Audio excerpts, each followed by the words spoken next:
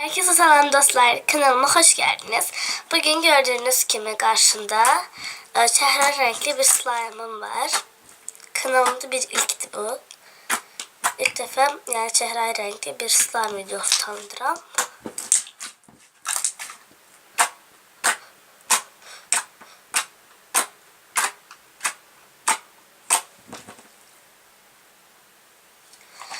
Dostlar, bu biraz sert bir slime'dı. Biraz gofur.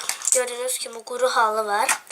Ona göre ben bütün videolarda yani YouTube'da videoları izledim. Hansı sertse onu istisuyla yuyurlar. Böyle daha da yumuşak olur. Ben de ondan bir gün istifade edeceğim demiştim. Dedim video çekerken edim. İndi ise dostlar ben bunu edim. Gəlirəm görək. Necə çıxacaqsa sizlə bir yerdə görək. Bəli dostlar, geldim. Şimdi bunu yudum. Biraz çok yumuşak oldu, sulu. Şimdi ise bunun maydasına koyacağız dostlar.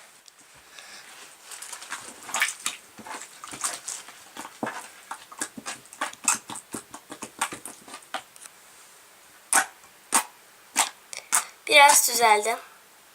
Yumuşaldı.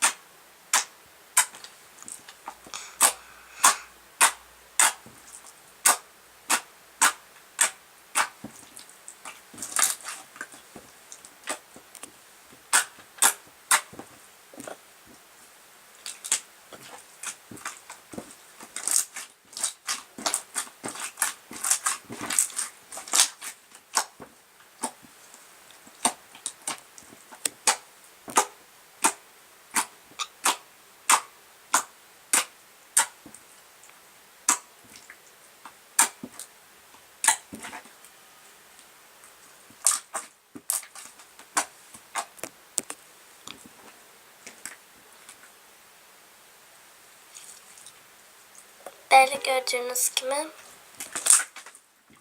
Ben bunu gül formasını derim istirəm. Gül kimi olur. Her zaman eləmək istəmişəm. Eləyirəm də hətta. Olmadı yaxşı. Bir də eləyəcəm.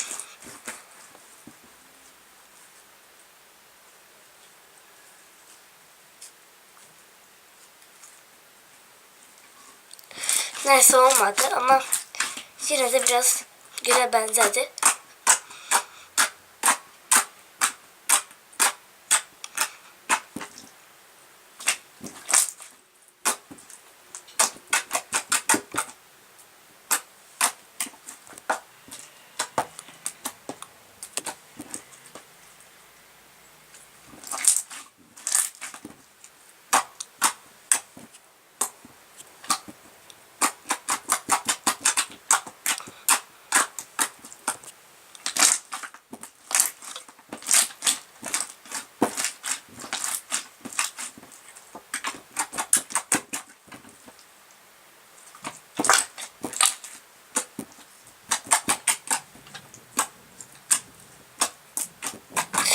Neyse dostlar, kanalımıza abone olmayı unutmayın. Videomu indiysem yekunlaştıracağım. Kanalıma abone olmayı ve bu videoyu like etmeyi unutmayın. Sağ olun, selamat kalın. Görüşene dek.